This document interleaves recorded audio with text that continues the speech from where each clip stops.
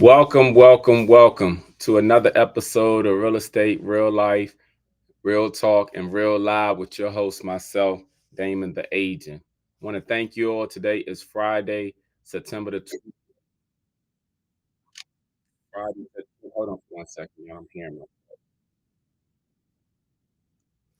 Okay, I'm sorry. I was hearing myself. Today is Friday, September the 20th, 2024.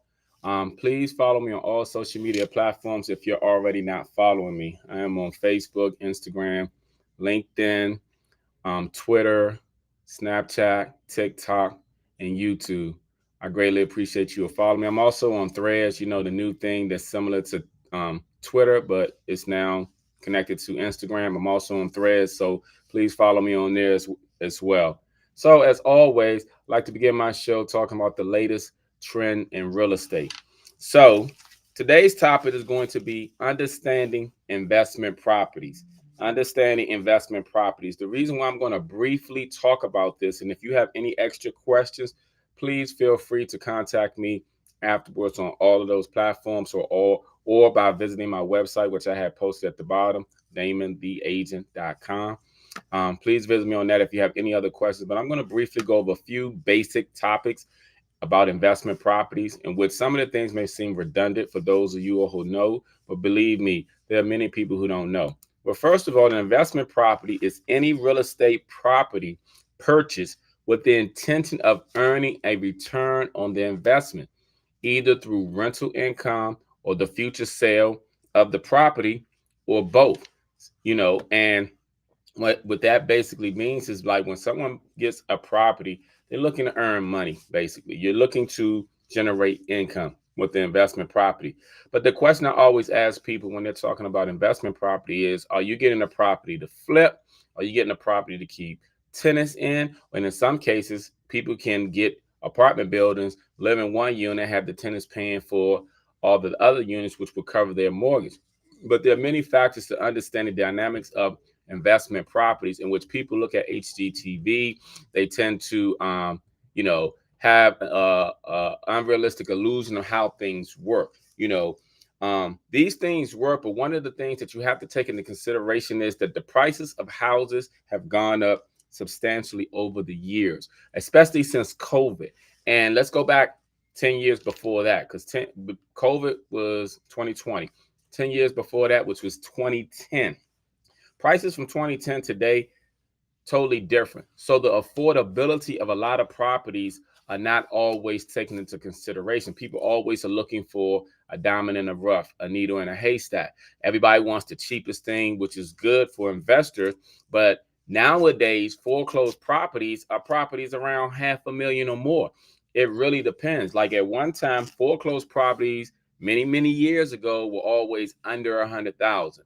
Now you look at some of the foreclosed properties, they're in the 300,000 to 400,000 to 500, but yet there are foreclosed properties. So understanding the financial terms of investment property is very crucial to the property becoming and being an investment and generating income. Otherwise, it's going to be a headache, a pain, and in many cases, you can actually lose money if you don't have a proper strategy with an investment property. First of all, you have to have a goal. If it's going to be a rental property, if it's going to be a flip property, you have to have a goal. Second of all, on top of that goal, you have to have certain people that you work with. In many cases, you got a lot of people who they want properties. They'll say to an agent, "Oh, find me a good property and stuff." But here's the thing: they tell that to 1,000 agents. You're not the only agent that they're telling that to. And a lot of times, some agents are doing work for nothing. But when you, as an investor or a person who's looking to get an investment property, and you have a goal, like if you're going to flip the property, then you have to know how you're going to finance the property when you flip it. Meaning you're going to be paying with it with cash, hard money, a hard money loan, or private funding. These things are very crucial to you even obtaining and getting the property, for one. Number two is, I'm saying, you have to have the right contractors in place, architects who have to make sure that everything is done legally and right. You have to purchase permits in order to do rehabs and everything. Permits have to be purchased. You have to work with architects, plumbers, roofers, all types of contracting. And in many cases, you can have a one-stop shop and have a legitimate contractor who covers all those as long as they're licensed and bonded. But you have to understand that that comes with a cost. Financing them, purchasing the property, and then you have to do the ARV, which is the after resale value, in which after everything has been done, now you want to sell it for a profit. And then that profit margin and everything, you have to look at what's going to be the profit margin from when you bought it to when you financially paying for the contracting to when you're selling, and then what's the projection of selling it, and then what you're going to walk away with. These things are not always taken into consideration for some new investors. Now, don't get me wrong, savvy investors know how to get deals all the time. They're always looking for off-market properties. That's why nowadays you will see a lot of advertisement for off-market properties. These are properties that have not hit the market. These are properties that, before they hit the market. And a lot of people have off-market properties.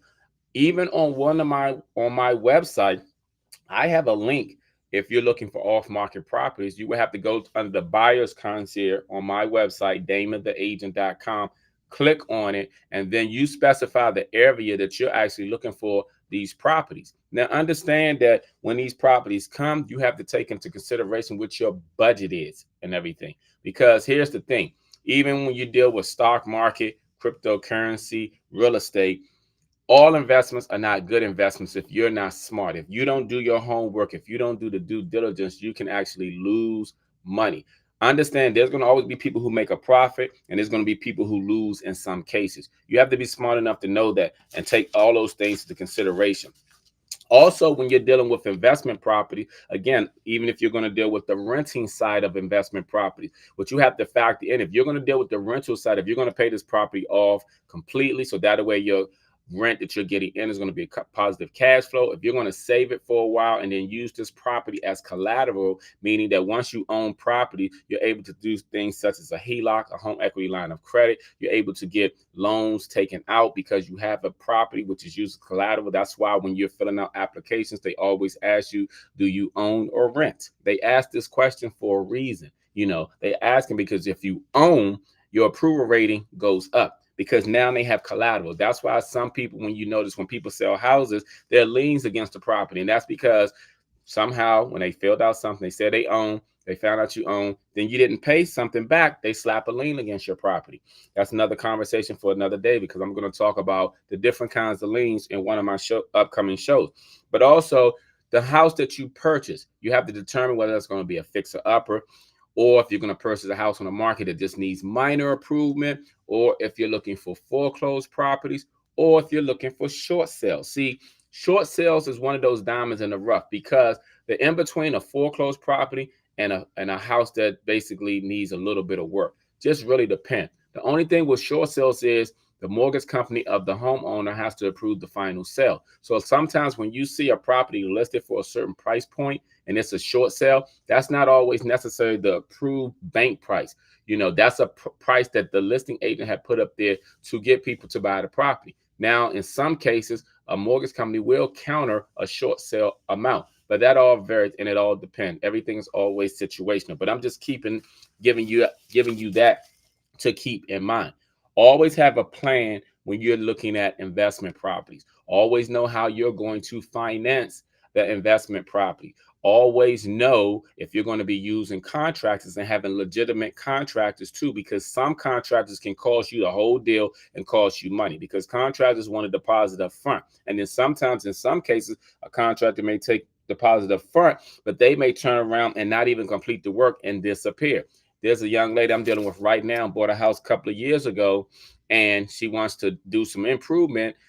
Last year, she told me she gave a guy some money and he's disappeared to do an additional bathroom. So be careful of the contractors that you hire. Get references, look them up, see if they got Google reviews or things of that nature. I know your uncle who knows he's real good handyman, but if your uncle's not licensed and bonded, don't put all your faith in that, because you're doing things with money. See, sometimes when it pertains to business, you have to leave family out, unless you already know and you have an understanding that your family member is very business savvy and that they're about their business. If they're not about their business, then I wouldn't go with them. I will always go with somebody that you can get good referrals on. But you have to have a basic plan when you're dealing with investment properties. or otherwise you will lose money. And that's not the goal when you're investing in anything. The goal when you invest is to earn and make money. Please have and take all of these things into consideration, because I'm just sharing that because there are some things that I saw, and I actually just wanted to go over those things just to show people and to make people think about certain things. But like I said, this was a brief summary of investment properties. If you have any questions at all, please always feel free to reach out to me. All right. So I am going to come back with my Q&A, which is my question and answer. So if you have any questions for me, please post them and I will answer them. Be right back.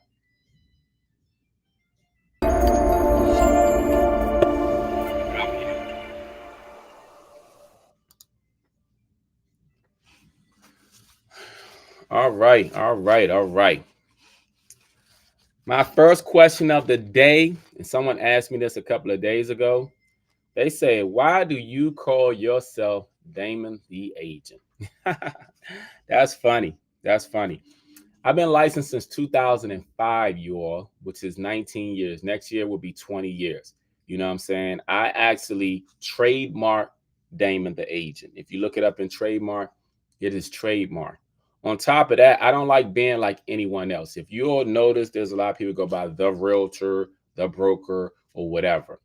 I don't go by any of those things because when I first came into the business in 2005, I was the first person to say the agent, Damon the Agent. I was the originator. If you don't believe me, go all the way back. And anybody that you know who goes by the name of whatever, ask them what year they got into the business.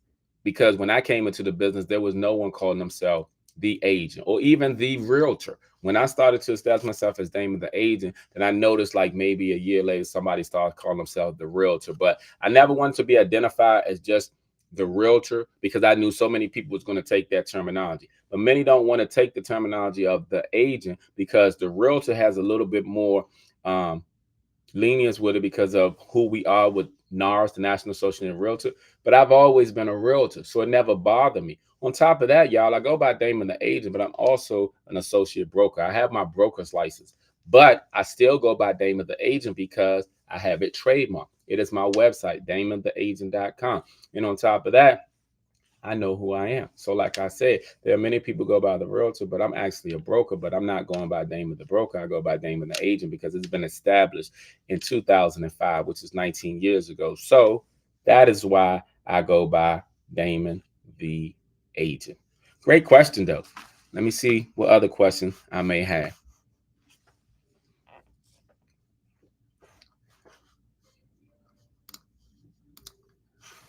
All right. Let me see.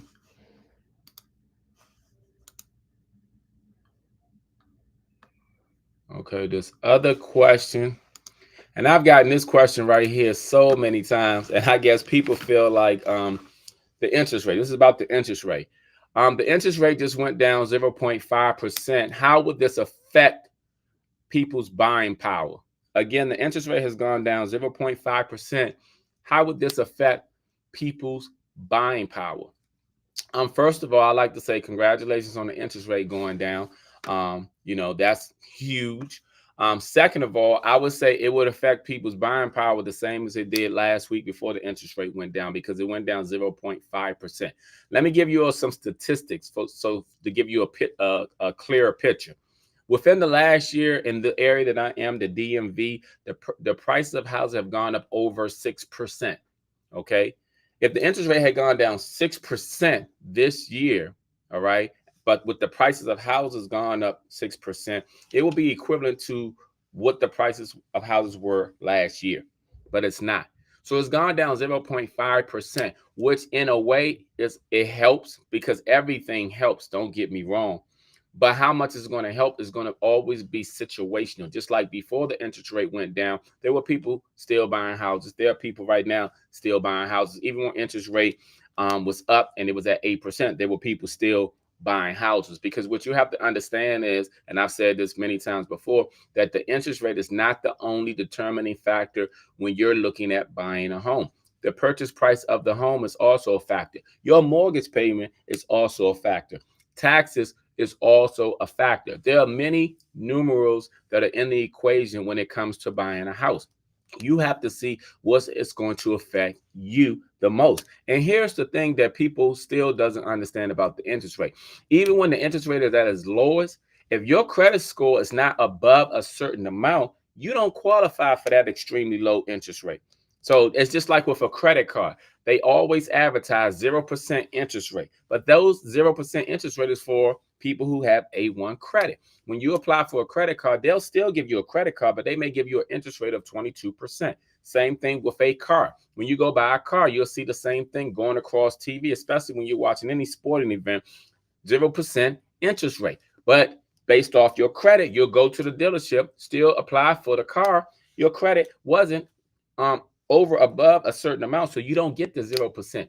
You'll get maybe, I don't know, 15%, 20% on cars. I don't even know what the percentage. I got to look at my percentage now that I think about it. But long story short, the point that I'm making is unless your credit score is above a certain amount, what you see does not always necessarily apply to you.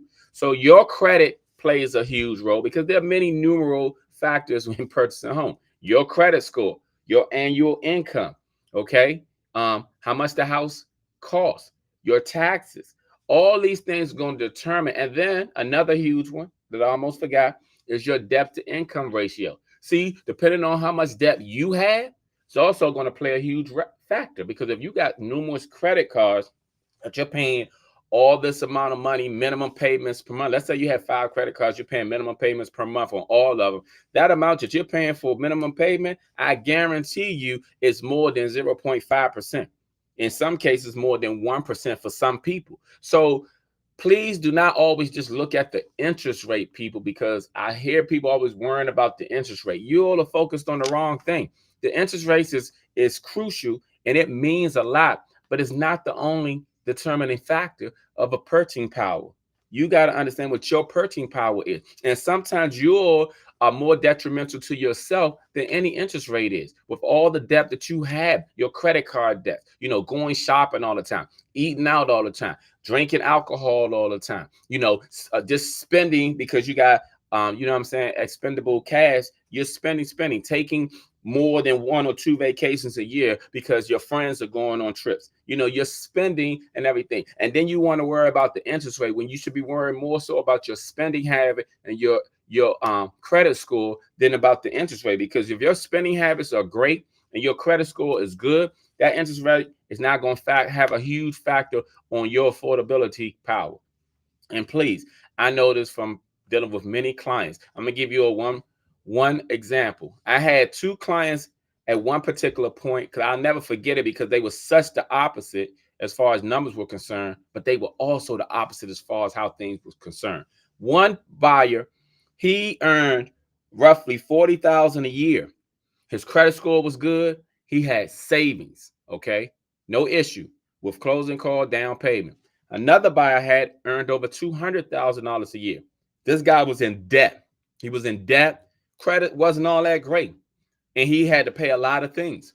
The point that I'm making to you is one earned 40,000, one earned 200,000. It's not always how much you make. It's what you do, what you make. See, many people have to change their mindset in order to be financially pure and financially secure in what they want to buy in this world. You can't buy everything that you see just because you have extra money. You have to be disciplined at some point. And this goes for all of us, everyone, because no one has been financially perfect their entire life, unless they had training since they was a baby. But I know that I haven't. And I just share that because I still see it with a lot of grown adults.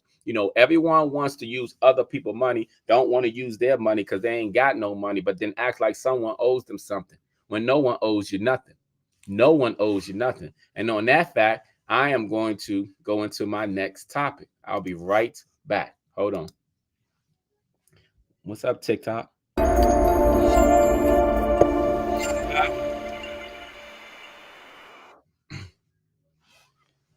All right, y'all. All right. I am here with my topic of the day. My topics of the day is called Facts of Life. And I just chose that topic, but I'm just going to share some things which we all know, but sometimes we need to hear it. Now, here's some facts of life. No one owes you anything. No one. Your parents don't owe you anything once you over the age of 18. Your spouse don't owe you anything. Your job doesn't owe you anything. The only person in this world that owes you anything is yourself. Because here's the reality. Everybody at some point in time in your life is going to disappoint you. Your kids are going to disappoint you. Your job is going to disappoint you. Your spouse is going to disappoint you. Everyone in this world is going to disappoint you. And here's the harsh reality. Some point in time, when you need help, when you need something in your life, the people that you depend on the most are going to be there the least. This goes for your family, your children, your job, your spouse. I say this to say, excuse me, that sometimes in life, when you want whatever it is you want in your life, you have to make a change. Because see, here's the things about the facts of life. You have to be selfish at some point in time in order to get what you want. Because when you rely on people, they're going to disappoint you many times. Everybody's been disappointed by either their parents, their children, their jobs, their spouse. And even you have disappointed yourself in some cases. You haven't got to the weight that you want. You have not, did your goals that you wanted. You haven't done a lot of things that you actually wanted for yourself. But here's the common denominator: you. See, at some point in time, you're going to have to take control of your life and your destiny instead of blaming everything on everyone else, because it's easy to point the blame to others about what we don't have, what we could have, but the reality is what you actually have. And whatever you have or you don't have is related to you. You're the individual. Sometimes in life, we have to be selfish enough to go get what we actually want, unless you're just happy to where you at. That's just the harsh reality. Because here's the thing: if you are ever in the hospital, and when we pass away and go to our grave, these same people that we look out for, less than half of them are going to be there for you. You can get into a car accident today and go into the hospital tomorrow, and people are going to say, "Oh, I'm sorry for you." They're going to even post on social media like a lot of people do. It's funny. I see, unfortunately, a lot of deaths and everything. But the question I always ask is, when people die, how was your relationship with them when they die? Today is September the 20th, and I'm going to post in probably a couple of hours about my brother. And if you all are following me on social media, you'll definitely see that the month of September is a hard month for me. My mother's birthday is September the 5th, but besides her birthday on September the 5th, this is a real hard month for me. And the reason it's a hard month for me is because everybody in my life when I was younger, um, which was mainly my brothers and my father, are no longer here, and they're all tied to this month. I lost a brother on September the 10th. I lost a brother on September the 20th. My father passed away on September the 22nd, and my oldest brother's birthday is September the 28th, and they're no longer here. So I say that to, how did the relationship you had with people when they were alive? Because my brother who passed away on September the 20th, before he passed away, he came to see me, and I thank God that he did, because prior to that, he and I were beefing. And for you all who don't know what beefing meaning, we were at disagreements. You know what I'm saying? I was mad at my brother, and he knew why I was mad at him, but he came to see me, and he actually kind of squashed the beef between us when he came to see me, which takes a man of deny himself, to not have any pride to do that. But I'm actually glad that he did that, because if he would have passed away and we were still beefing, I don't know how I would be continue to go on with life. So I thank God for that. But I say this to say that when you are alive, and you know what I'm saying, and the life that you're having with people, don't post on people when they gone away. They can't defend themselves. They can't say anything. Don't post, we just talked, or I wish I would have been there and stuff like that, because to me, it's saying to me that you were selfish when they were here. And I go back to say that you have to be selfish to a certain extent, because if you're in a hospital, how many people are going to actually come see you? How many people you think, besides your funeral, and some are not going to even show up for your funeral, how many people you think will actually come see you at your grave? But at your grave, it's too late. And while you're alive and stuff, you know what I'm saying? Some people are always looking out for others, but never look out for themselves. See, here's the facts of life. We had one life to live. And whatever you want in this lifetime, you really have to analyze what it is you want, where you at, where you want to go. Because your life is in your hand. Which direction you go is up to you. What you say is determined by you. So you have to make up your mind. Either you're going to continue to live the life that you've been living. If you're happy and content, do so. But if you're unhappy and you want to change, then make a change. Because the reality is no one owes you anything. Not your parents, not your children, not your job, not your spouse. You may have expectations from all of them, but the reality is they're going to let you down because nobody really lives up to another's expectation. When you have expectations for other, they're going to let you down. Trust me, in most cases, they are. Not all cases, but most cases. You can have expectations of your kids, and your kids can have their own plans and do something else. You can have expectations of your spouse, and your spouse disappoints you. You can have expectations on your job, and your boss give the assignment or do something or give a raise to someone else. You can have expectations of your parents, and your parents are not perfect. They're human.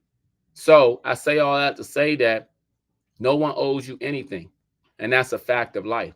And please take that into consideration when you're doing everything for you, or if you feel like people are letting you down. Best believe you let somebody down at some point in time. And if you haven't, there's going to come a time when you let somebody down unexpectedly. And sometimes this has nothing to do with you did or didn't do. Sometimes it's based off people's expectation and what they feel like you should have done. This is the harsh reality. And this is why I say at some point in time, you have to become selfish and look out for you and understand these are the facts of life. And I hope that you got that message. I'll be right back with a recap, y'all.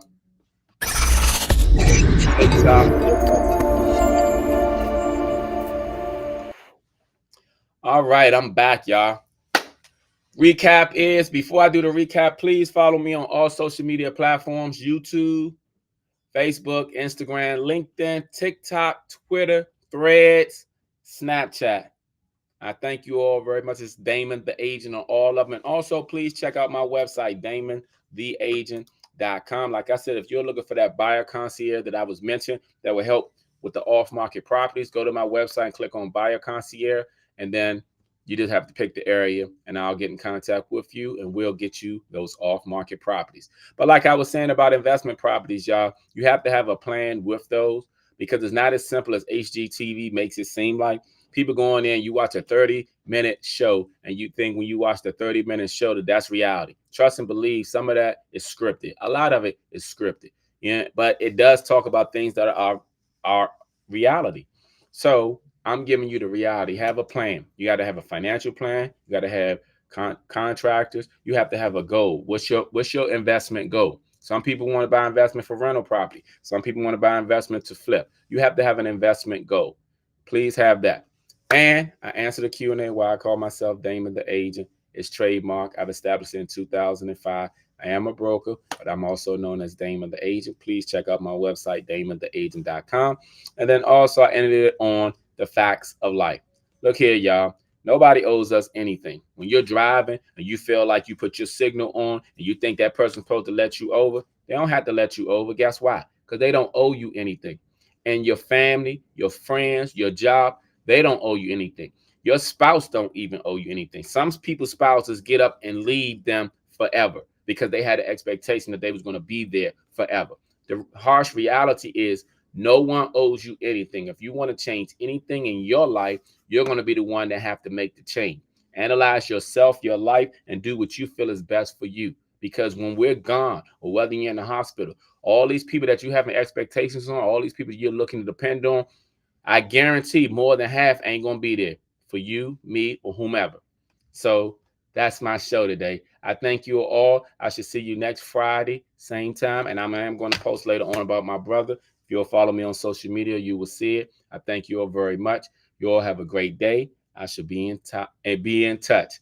Thank you all. Y'all have a good one.